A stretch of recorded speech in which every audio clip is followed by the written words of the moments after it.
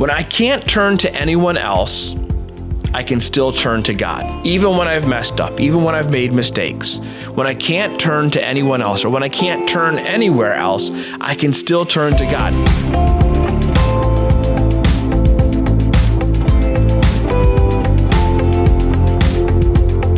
Hi, welcome back for week 2 of our Samson series.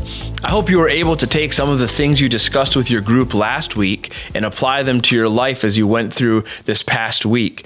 Maybe your eyes were a little more open to some of the distractions that come your way, and perhaps you were even able to avoid some of them because you saw them coming.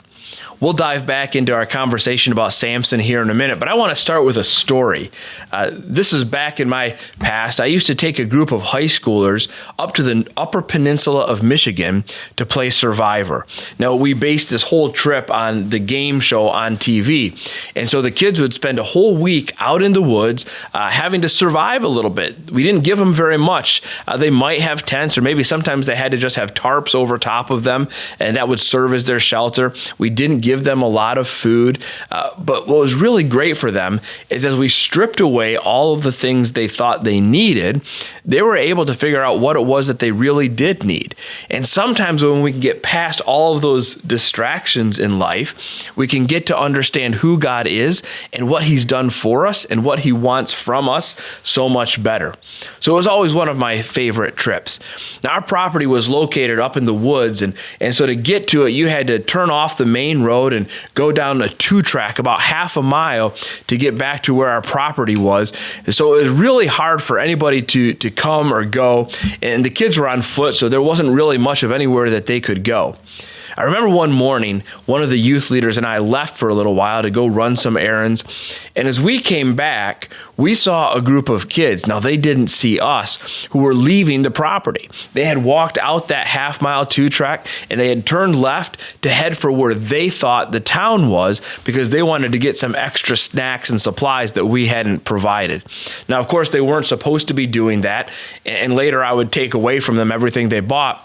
But I got a good laugh out of it because when they came out of our property, they turned left. And I knew that if they had just turned right, they would have gotten to a different town much more quickly. In fact, it would have taken half the time, and they would have had a much better selection of what to buy if they had turned right instead of left. Sometimes when we turn the wrong way, it takes us somewhere where we didn't want to go, and it takes us in a direction that is not going to be good for us. Have you ever gotten lost? One wrong turn and you can end up somewhere you never thought you were going to be. Where we turn matters. As you go through life, where do you turn when you need to relax? Maybe you turn to your phone and you scroll something, or you turn to a book, or you turn to Netflix or somewhere else. That's where you turn when you relax. Where do you turn when you need to blow off steam? I'm just going to go down to the gun range, or I'm going to go hit golf balls, or I'm just going to throw something. That's what I'm going to do to blow off steam. Where do you turn when you need to have a good laugh? Maybe you've got that one friend of yours who's super close to you, and the two of you always laugh together. So when you need a good laugh, that's where you turn. Where do you turn when you have questions? Do you just Google your questions and hopefully get the answer there? Or maybe you know someone who's always got the right answers, especially when it's the difficult questions of life? Where do you turn when you've messed up? When you need somebody who can maybe help you get right or get back on track? Where do you turn when you've messed up? Where do you turn when you need help? In John chapter 6, there's this story of Jesus. He's starting to teach some difficult concepts and some difficult principles. And as a result, many people are starting to leave his ministry. This is what it says in John 6.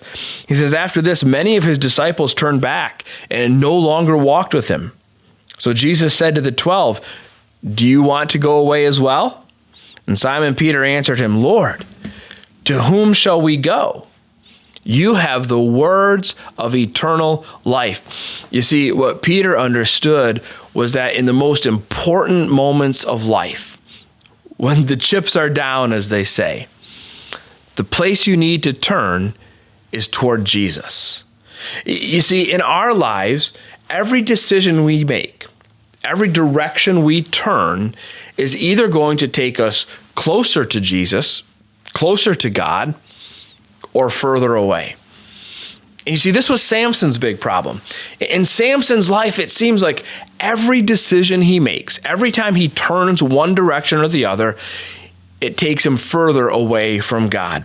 You know, when Samson wanted romance, instead of turning to the Israelite women like he was supposed to, he turned to the Philistine women, which God had prohibited.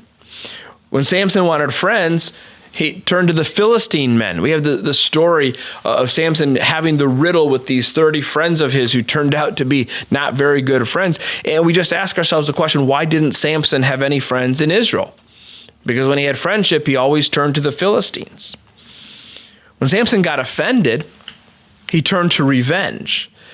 Remember, Samson escalated revenge all over and over again. When someone wronged him, he wronged them back, only he would always get them back worse than they had gotten him. And so when Samson was wronged, when Samson was offended, he would turn to revenge. In every situation of Samson's life, it seems like he turned down the path that took him further away from God and closer to destruction. In your discussion today, I want you to talk about what it means to turn toward God. Every day, every hour, every minute, in every decision, your life's path is either taking you closer to God or further away from Him. So what does it look like for you to consciously, actively, intentionally turn toward God? Here's the principle I want you to unpack. Okay, I'll say it twice so you can grab it. When I can't turn to anyone else, I can still turn to God. This is really good to remember. Even when I've messed up, even when I've made mistakes, when I can't turn to anyone else or when I can't turn anywhere else, I can still turn to God. That was true in Samson's life. But here's the important principle. But if I turn to God first, I won't need to turn anywhere else. Let me put it all together for you, okay? When I can't turn anywhere else, I can still turn to God. But if I turn to God first, I won't need to turn anywhere else. That's what you're going to discuss today. Some of you may agree with that idea. Some of you may disagree. You might have questions or want to modify it a little bit. And you're going to have a chance right now to have that conversation. So lean into this conversation. Don't be afraid to participate. Listen well to the others in your group. You may be surprised by what you learn. And leave with an action step. Whether it's something big or something small, share it with your group so they can pray for you. And when they share theirs, make sure you pray for them. All right, let's talk it out.